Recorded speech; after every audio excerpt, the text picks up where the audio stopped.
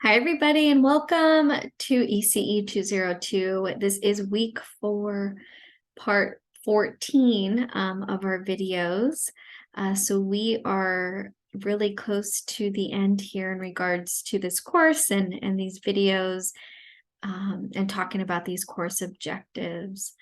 I'm Professor Celeste, and I have had so much fun getting to know all of you and sharing these insightful videos in hopes that they are very helpful to you to kind of dive into each course objective with some more details.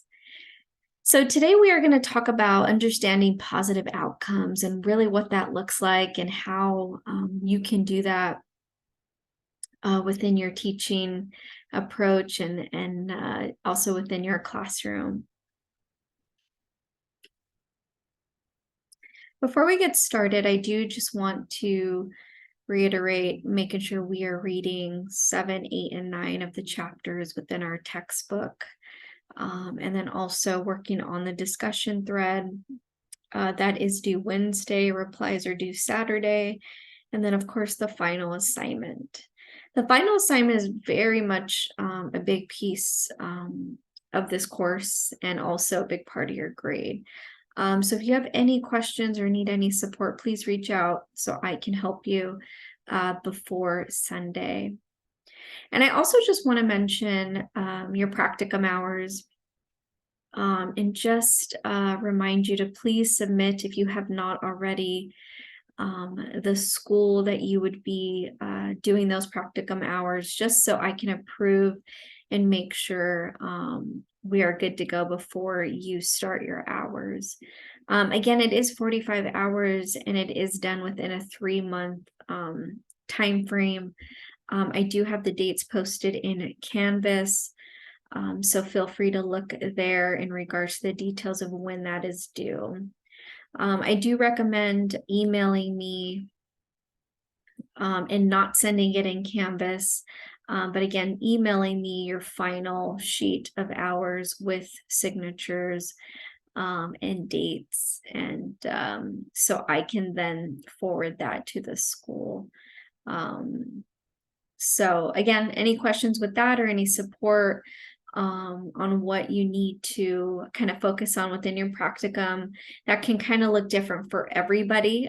One, because it depends what age group. Two, it depends what availability and time that you're there in the classroom. So either in the morning, midday, afternoon, because so many differences are happening at different times. So if you need some support on what you can be doing or working on in different parts of the day, once I've heard a little bit about what that day kind of looks like, I can definitely help you with that. So reach out because again, this is your hands-on practice and experience that is so beneficial to your learning, to your growth, and helping you becoming and continuing to work on your teaching approach and just supporting you overall. So all right, so let's get started. So how can we support positive outcomes in the classroom? Well, it's simply just, being a positive role model at all times. So making sure that you are modeling everything that you're requesting from children, within your classroom, but also the interactions, that you have within the adults in the environment. Another is just having realistic expectations. So making sure that the goals and are appropriate, making, definitely individual goals for the children, definitely, incorporating the parents in these conversations of what that looks like, because again, it is a team effort. The environments have to be consistent. The parents also need to support their child by helping them in areas that you feel are needed. Because they do need that support at times to kind of understand what areas specifically that they need to, support their child in. So it's okay to share, this information with parents. It's okay to have other, meetings with them about, your plan, your goals, because that's what's going to create those positive outcomes, for the children, most importantly, from when they started to, say, the end of the year. So again, these conversations just don't happen, say, at conference time, but also at many other times. Even just quick check-ins are great, via phone, even Zooms, definitely many options there for you to connect with parents. And then also just being receptive to new ideas. So many teachers come into our environment and want to share ideas. And so depending on the environment, some teachers are open to share and some maybe don't feel as open to share. In order for us to really have positive outcomes overall, we have to incorporate new ideas. We have to hear from others. And we definitely have to be supportive of others, because they also are learning and growing too, as much as you are. And then another area is just adjust teaching strategies when needed. So if things aren't working, I always say change them. If maybe we need to revisit a lesson, please revisit that lesson. Just make sure that you are being mindful of the children who you are teaching at that specific moment, and make adjustments where adjustments are needed at all times. So please never get in the habit of, doing the same thing over and over, just for convenience, or, maybe a bit afraid to try something new. Try something new. Do other helpful strategies that can really get the children involved and part of their own learning as much as possible.